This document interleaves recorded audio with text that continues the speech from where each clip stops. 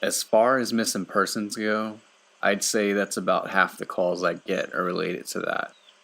The others are rescue calls. So, people who fall down cliffs and hurt themselves, get bitten or stung by animals or insects.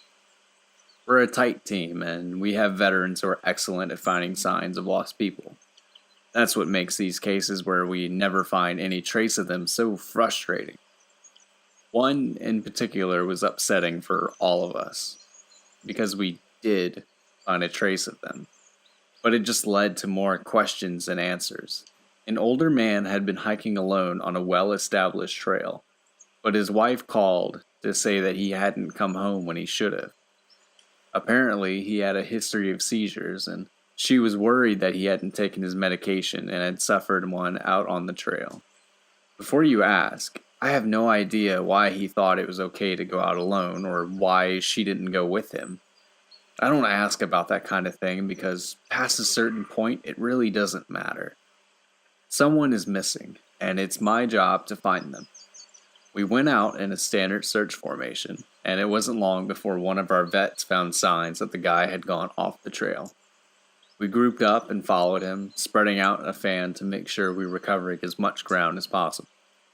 Suddenly, a call comes over the radio telling us to all head back to the veteran's location, and we come right away. Because this usually means the missing person is injured and we need a full team to help get them out safely. We meet back up, and the vet is just standing at the base of a tree with his hands on the sides of his head.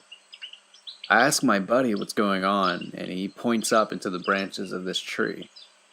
I almost couldn't believe what I was seeing, but there's a walking stick dangling from a branch at least 30 feet off the ground. The little strap thing on the handle has been looped around the branch. It's just hanging there. There's no way that guy could have tossed it up that far, and we don't see any other signs that he's still in the area. We call up into the tree, but it's obvious no one's in it. We're all just sort of left scratching our heads. We keep searching for the guy, but we never find him. We even bring our canines out, but they lose the scent long before this tree. Eventually, the search is called off because there are other calls we have to attend to, and past a certain point, there's not much we can do. The guy's wife called us every day for months, asking if we'd found her husband, and it was heartbreaking to hear her get more and more hopeless each time. I'm not sure why this call in particular was so upsetting, but I think it's just the sheer improbability of it. That, and the questions that were raised. How the hell had this guy's cane ended up there? Did someone kill him and toss it up there as some weird trophy? We did our best to find him, but it was almost like a taunt. We still talk about that from time to time. Missing kids are always the most heartbreaking. It doesn't matter what circumstances they go missing under, it's never easy, and we always dread the ones we find deceased. It's not common, but it does happen. I can honestly say I've heard about this kind of thing happening more than I've seen it, but I'll share one of the ones that I think about a lot that I've witnessed personally. A mother and her 3 kids were out for a picnic in an area of the park that has a small lake. One is 6, one is 5, and the other is about 3. She's watching them all really closely, and according to her, she never lets them out of her sight at any time. She never saw anyone else in the area either, which is important. She packs her stuff up, and they start to head back to the parking area.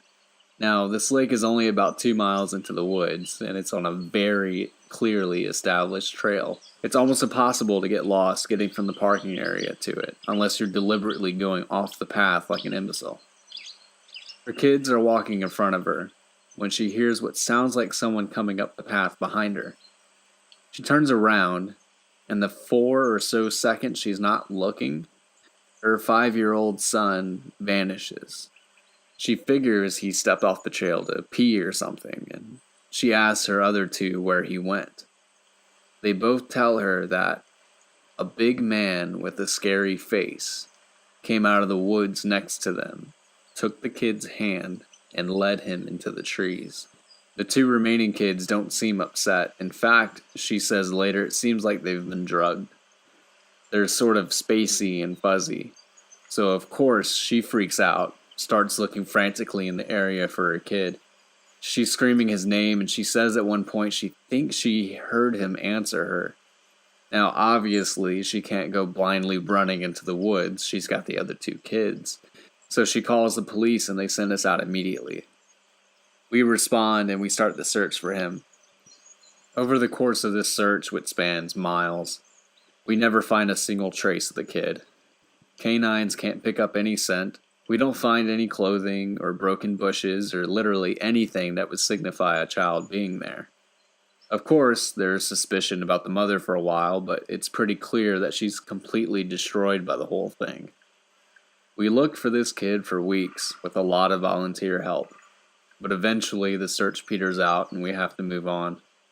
The volunteers keep searching though, and one day we get a call on the radio letting us know that a body has been found and needs to be recovered. They tell us the location and none of us can believe it. We figure it has to be a different kid. But we go out there about 15 miles from the site where he vanished, and sure enough, we find the body of the kid we've been looking for. I have been trying to figure out how this kid got where he did ever since we found him. I've never come up with an answer. A volunteer just happened to be in the area because he figured he might as well look in places no one else would think to on the off chance the body had been dumped. He comes to the base of a tall, rocky slope, and halfway up he sees something. He looks through his binoculars, and sure enough, it's the body of a little boy, stuffed in a little opening in the rock. He recognizes the color of the kid's shirt, so he knows right away that it's the missing boy. That's when he calls it in and we're dispatched. It took us almost an hour to get his body down, and none of us could believe what we were seeing. Not only was this kid 15 miles from where he'd started, there was no possible way he could have gotten up there on his own. This slope is treacherous, and it's hard even for us with our climbing gear. A 5-year-old boy had no way of getting up there, of that I'm certain. Not only that, but if an animal dragged him up there, and from what we can tell, he hasn't been dead that long. He'd been out there over a month by that point, and it looked like he'd only been dead for at most a day or two. The whole thing was unbelievably strange, and was one of the most disconcerting calls I've ever been on. We found out later that the coroner determined the kid had died from exposure. He'd frozen to death probably late at night 2 days before we found him. There were no suspects and no answers. To date, it's one of the weirdest things I've ever seen. This is another one that's less spooky and more sad. A young man went missing late in winter, when realistically no one should be going out that far onto the trails. We close a lot of them, but some remain open year-round unless there's a ton of snow. We didn't opt for him, but we had about 6 feet of snow on the ground. It was an unusually heavy snow year. And we knew it wasn't likely that we'd find him until spring when the thaw came. Sure enough, when the big first thaw came, a hiker reported a body a little ways off the main trail. We found him at the base of a tree in a pile of melted snow. I knew right away what had happened, and it scared the living crap out of me. Most of you who ski or snowboard or spend any amount of time on a mountain will probably have guessed too. When snow falls, it doesn't collect as thick in the areas beneath the branches. It happens most with fir trees because they have sort of a closed umbrella shape. So what you end up with is a space around the base of a tree that's filled with a mixture of loose, powdery snow, air, and branches. They're called tree wells. And they're not immediately obvious if you don't know what you're looking for. We put up signs in the Welcome Center, big ones, letting people know how dangerous they are. But every year that we get an unusual amount of snow, at least one person doesn't read them or doesn't take the warning seriously, and we find out about it in the spring. My best guess is that this young man was hiking and got tired, or maybe a cramp from walking in the deep snow. He went to go sit at the base of the tree, not knowing that there was a tree well, and fell in. He got stuck with his feet up. and the surrounding snow caved in around him. Unable to free himself, he suffocated. It's called snow immersion suffocation, and it doesn't usually happen except in really deep snow. But if you get stuck in a weird position like this guy did, even 6 feet of snow can be lethal. What scared me the most was imagining how he must have struggled. Upside down in the freezing cold. I mean, he didn't die quickly. The snow would have formed a dense, heavy pile on top of him, and it would have been literally impossible to get out. As it got harder to breathe, he would have known what was happening. I can't even imagine what he was thinking in his last moments. A lot of my less outdoorsy friends want to know if I've ever seen the Goatman while I've been out on calls. Unfortunately, or I guess fortunately, I've never had anything quite like that happen. I guess the closest was the whole black-eyed man thing, but I didn't see anything. However, there was one call where I had something kind of similar happen, but I'm not sure if I'm willing to chalk it up to the Goatman. We had gotten a report that an older woman had fainted along one of the trails and needed assistance getting back down to the main area. We hike up to where she's at, and her husband is just beside himself. He runs, well, I guess more jogs to us and tells us that he was a little ways off the trail looking at something when his wife starts screaming behind him. He runs back to her and she's passed out on the trail. We get her on a backboard, and as we're getting her down to the welcome center, she comes to and starts screaming again. I calm her down and ask her what happened. I can't remember verbatim what she said, but essentially what happened was this. She had been waiting for her husband when she started hearing this really strange sound. She said it sounded sort of like a cat, but it was off somehow, and she couldn't quite figure out why. She went a little ahead to try and hear it better, and it sounded like it was coming closer. She said the closer it got, the more uneasy she was, until she finally figured out what was wrong. I do remember this next part because it was so weird that I don't think I could get it if I tried. She said, it wasn't a cat. It was a man saying the word meow over and over. Just meow, meow, meow. But it wasn't a man. It couldn't have been. Because I never heard a man make his voice buzz like that. I thought my hearing aid was going out, but it wasn't. I adjusted it and it still sounded all buzzy. It was awful. He was coming closer, but I couldn't see him.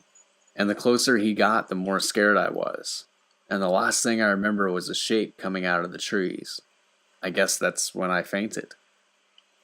Now, obviously, I'm a little perplexed as to why a guy would be out in the freaking woods chanting meow meow at people. So once we get down the mountain, I tell my superior that I'm going to go search the area to see if I can find anything. He gives me the go-ahead, and I grab a radio and hike back to where she fainted.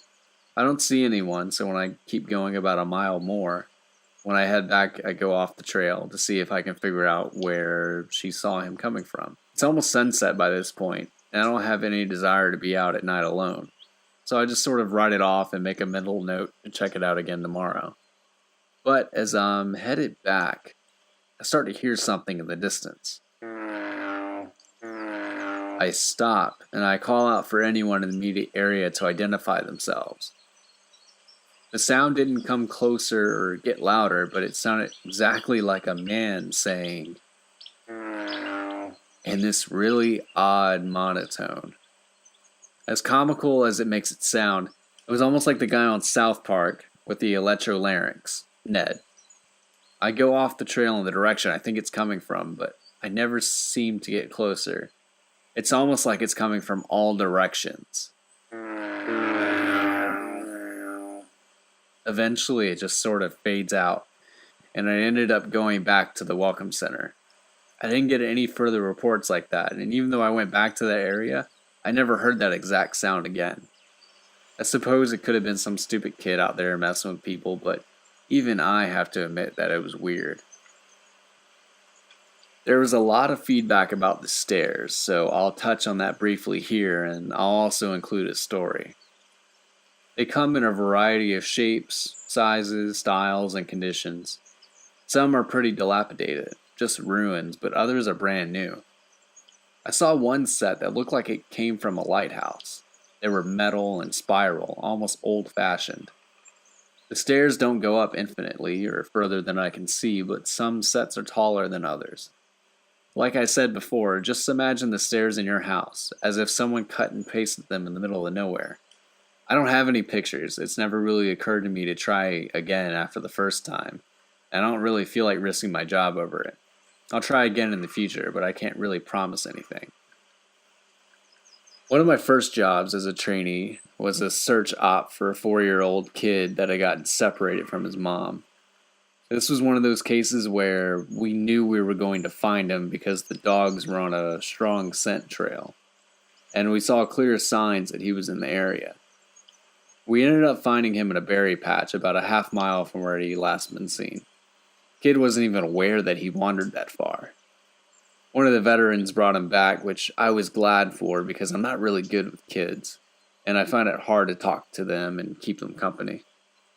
As my trainer and I are headed back, she decides to take me on a detour, show me one of the hot spots where we tend to find missing people. It's a natural dip in the land near a popular trail, and people usually move downhill because it's easier. We hike out there, it's a few miles away, and we get there in about an hour or so. As we're walking around the area, and she's pointing out places she's found people in the past, I see something in the distance. Now, this area we're in is about 8 miles from the main parking area, though there's back roads you can take to get closer if you don't want to hike that far. But we're on state protected land, which means there can't be any kind of commercial or residential development out here.